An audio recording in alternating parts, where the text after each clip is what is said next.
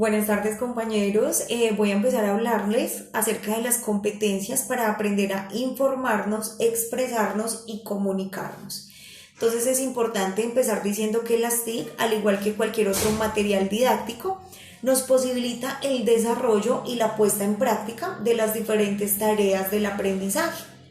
También hablamos pues de unos ámbitos de desarrollo para estas tecnologías de la información y la comunicación. Aquí podemos, digamos, dividirlo en tres competencias. Entonces, la primera es la competencia para la adquisición y la comprensión de la información. Esto hace referencia al hecho de informarse, de investigar, de analizar y de sacar conclusiones de la información pues, que podamos encontrar.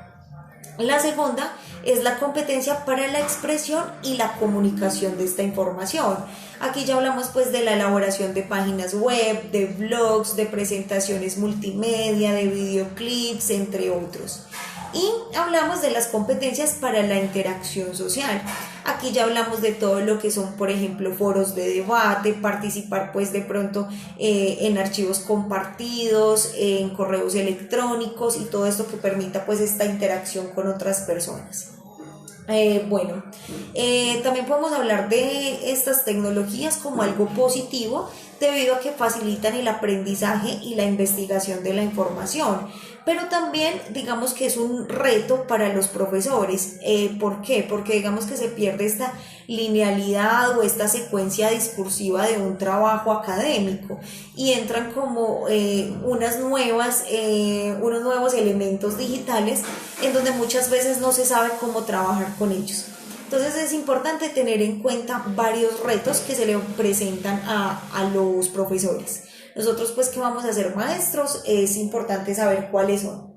Entonces empezamos. Primero, que el alumnado está sobreinformado.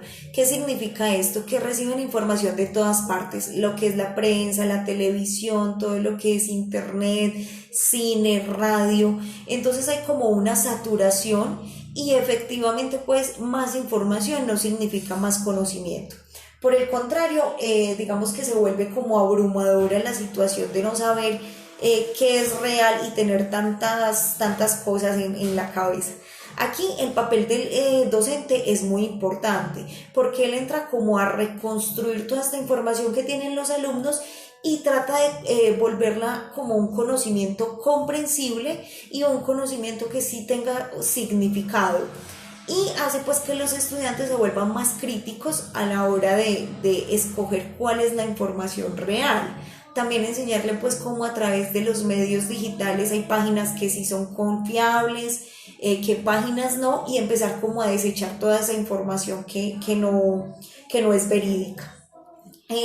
Hablamos de un segundo punto, como que el profesor tiene que asumir la pérdida de su monopolio como fuente única de conocimiento, porque antes digamos que era el profesor y los libros en los que de pronto se basaba, pero ya no, ya hay muchísimas fuentes. Entonces el profesor debe empezar como a asumir que los estudiantes también van a revisar en los celulares la información que le está dando, y eso no significa que sea bueno o malo, simplemente hay pues como que aprender a convivir con este nuevo recurso. La tercera es que el papel del docente en el aula ya debe ser más de un organizador y supervisor.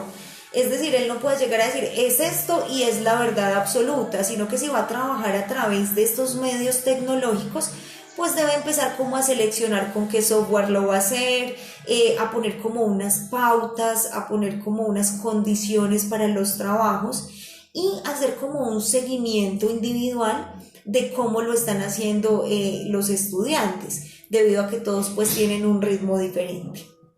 La tercera es que enseñar con ordenadores en una perspectiva constructivista incrementa la complejidad de gestión de la clase. ¿Por qué dice esto? Porque efectivamente no todos los estudiantes van a tener como el mismo ritmo de trabajo. ni tampoco los mismos conocimientos acerca de estas herramientas. Entonces se puede volver un poco más estresante porque el profesor venía de explicar algo, poner a leer algo y listo, poner unas tareas y luego evaluar.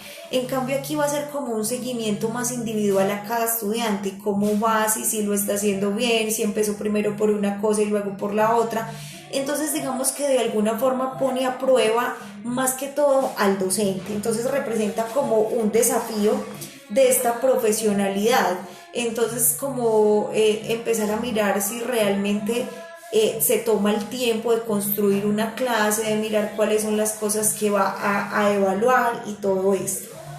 Y por último punto, pues tenemos que frente al aprendizaje como una experiencia individual, el reto es utilizar la tecnología para generar procesos de aprendizaje colaborativo entre los alumnos de la clase y entre clases geográficamente distintas.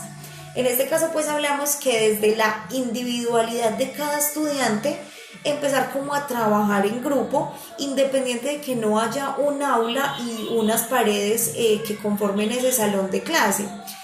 Digamos que estamos a prueba de eso por la situación que estamos viviendo y saber cómo cada uno desde diferentes partes, digamos que esto en cuanto a la ubicación geográfica, podemos compactarnos o compartir o tener una interacción y poder entender los temas, poder debatirlos y poder sacar como unas conclusiones y generar un conocimiento que sí sea significativo.